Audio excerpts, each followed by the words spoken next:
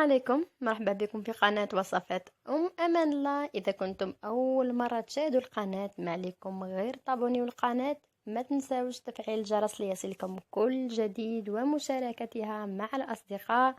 نشوفوا اليوم عجينة السكر، عجينة اللي تغنيك عن استعمال عجينة المحلات. نحتاج إلى حوالي 700 جرام من السكر الرطب، لازم يكون مغربل جيدا، وكامل الكمية اللي عندك لازم تكون مغربلة. حوالي ثلث الكأس من الماء. نحتاج ملعقة كبيرة من الزبدة وملعقتين ممسوحة كبيرة من الجيلاتين بودر. عفوا، ما نحتاج أيضا ملعقة كبيرة ممسوحة أيضا من المايزينا أو النشا، وملعقة كبيرة من العسل. إذا ما عندكش العسل تقدري تعوضيه بالجلوكوز، يعني هو أفضل. لا ما عندكش الجلوكوز تعوضيه بالعسل. كبداية راح نحط الجيلاتين اللي عندي في كمية من الماء، ونحرك جيدا جيدا ونخليه على جنب حتى نذوب الزبدة والعسل اللي عندي. نجي في كاسرول نحط الزبدة الملعقة كبيرة، حبيت تهبط مع العسل، ومن بعد نذوبهم يعني على نار قليله حتى نشوفهم بداو يغليو. ما فهمتش لصقوا فيه واش المغرب حبوش يهبطوا حتى بداو يغليو، ومن بعد نحيهم خلي ما يهبطوش. ذوبتهم هكاك يعني بعد ما ذاب العسل والزبده راني ذوبتهم كامل مع بعضهم. راح نضيف لهم الجيلاتين الكميه كامله.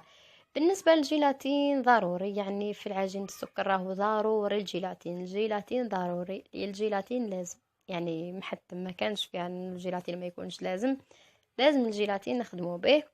يعني كاينه عجين السكر تجي فيها ما زهر، وانا ما جربتهاش، ولكن شفت الوصفه وبزاف ناس قالوا تصلح. ان شاء الله كاش مره نجربها، ولا صلحت لي راح نحطها لكم. يعني هي يعني انا قلت ضروري الجيلاتين، بس نورمال الوصفه اللي شفتها فيها ما زهر وما فيهاش الجيلاتين.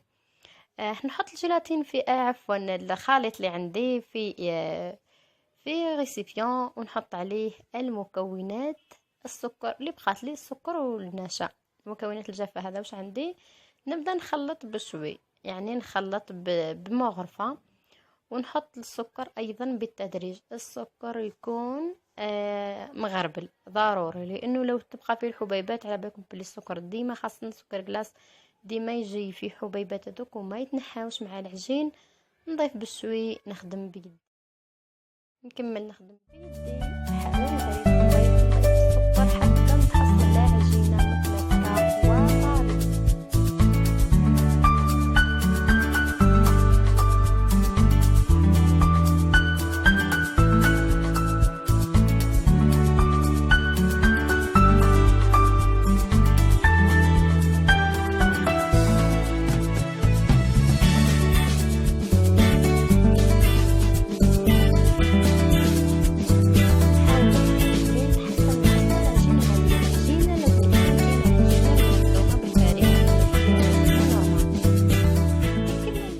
ندلكها مليح راح نضيف لها الملون.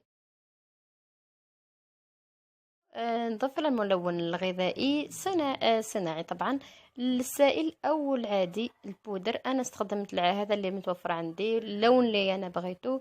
شوفوا النتيجه هذه راح نحوس عليها، هذه اللي تقدري تشكليها. العجين السكر راح تيبس، يعني بمن مجرد راح تكملي من هنا راح تيبس.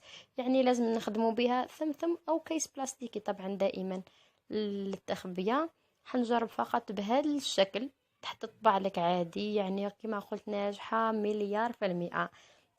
تطبع عادي، طبعتها بهذا الطابع تاع القلب اللي عندي. بعد ما تخليها مدة كي تحبي تنشفها طبعا خليها برا، ما تحطيهاش في الفريجيدير ولا راح تنشف بلا ما تكسر وبلا ما يجوا فيها هذوك التشققات. بالنسبة هنا انا راح نحطها هنا بهذا الشكل، لانه نحب القلب يشيح لي معوج، ما نحبش القلب معدول. راهي النتيجة كما راكم تشوفوا ناجحة فقط للتخبية.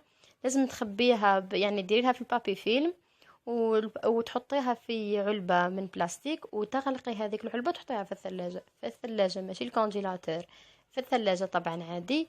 ولازم تكون مغلوقة مليح بالكيس، يعني نفس تاع البرا.